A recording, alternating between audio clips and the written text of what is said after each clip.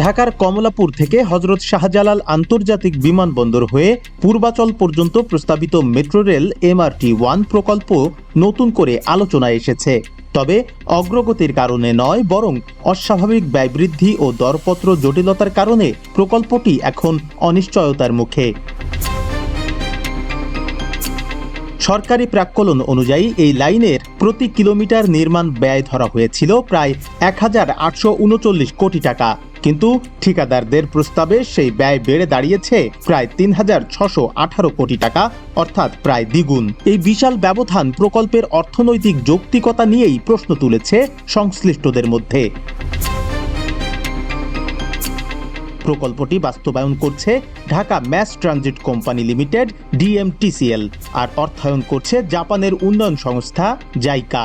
অন্তর্বর্তী সরকারের সময় উচ্চ ব্যয়ের কারণে দুটি গুরুত্বপূর্ণ প্যাকেজের দরপত্র বাতিল করা হয়েছিল, কিন্তু জাইকা এতে আপত্তি জানিয়ে জানায় চূড়ান্ত পর্যায়ে এসে দরপত্র বাতিল করা তাদের ঋণ চুক্তির শর্তের সঙ্গে সাংঘর্ষিক। এতে প্রকল্পের কাজ কার্যত স্থবির হয়ে পড়ে। বর্তমান সরকার দায়িত্ব নেয়ার পর আবারও জাইকার সঙ্গে আলোচনা শুরু করেছে।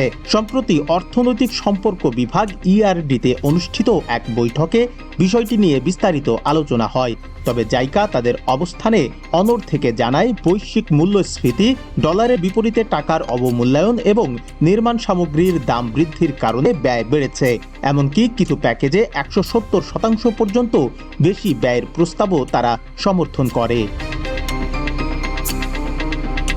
DMTCL এর অভ্যন্তরীণ বিশ্লেষণ বলছে, এখন পর্যন্ত পাওয়া দর প্রস্তাব অনুযায়ী প্রকল্পের মোট ব্যয় দাঁড়াতে পারে প্রায় ৯৬,৫০০ কোটি টাকা, অথচ মূল অনুমোদনের সময় এই ব্যয় ধরা হয়েছিল ৫২,৫৬১ কোটি টাকা। ৩১ কিলোমিটারের এই লাইনের বড় অংশ, বিশেষ করে কমলাপুর থেকে বিমানবন্দর পর্যন্ত পাতাল পথে নির্মাণ করা হবে, যা ব্যয় বৃদ্ধির একটি বড় কারণ হিসেবে ধরা হচ্ছে। তবে শুধু প্রযুক্তিগত জটিলতাই নয়, প্রকল্পে প্রতিযোগিতার অভাবও বড় সমস্যা হিসেবে দেখা দিয়েছে। সংশ্লিষ্ট সূত্র বলছে, জাইকার ঋণের শর্ত অনুযায়ী দরপত্র প্রক্রিয়ায় জাপানি কোম্পানিগুলোই প্রাধান্য পায়। ফলে আন্তর্জাতিক প্রতিযোগিতা তৈরি হয় না এবং সীমিত কয়েকটি প্রতিষ্ঠান দরপত্রে অংশ নেয়। এতে তাদের প্রস্তাবিত ব্যয়ই প্রায় বাধ্য হয়ে গ্রহণ করতে হচ্ছে। বিশেষজ্ঞরা মনে করছেন, এই পরিস্থিতিতে প্রকৃত বাজার মূল্য যাচাই করা সম্ভব হচ্ছে না। বুয়েটের অধ্যাপক শামসুল হক বলেন, দরপত্রে প্রতিযোগিতা নিশ্চিত করা গেলে ব্যয় অনেকটাই কমানো যেত। বর্তমান ব্যবস্থায় সেই সুযোগ সীমিত।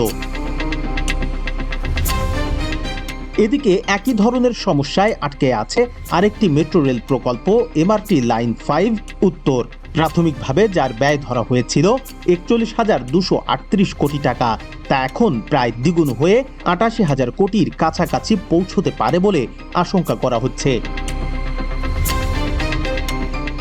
সরকার একদিকে রাজধানীর যানজট নিরসনে দ্রুত মেট্রো রেল সম্প্রসারণ করতে চায়, অন্যদিকে বাড়তি ব্যয়ের কারণে ঋণের চাপ বাড়ার ঝুঁকিও বিবেচনায় নিতে হচ্ছে।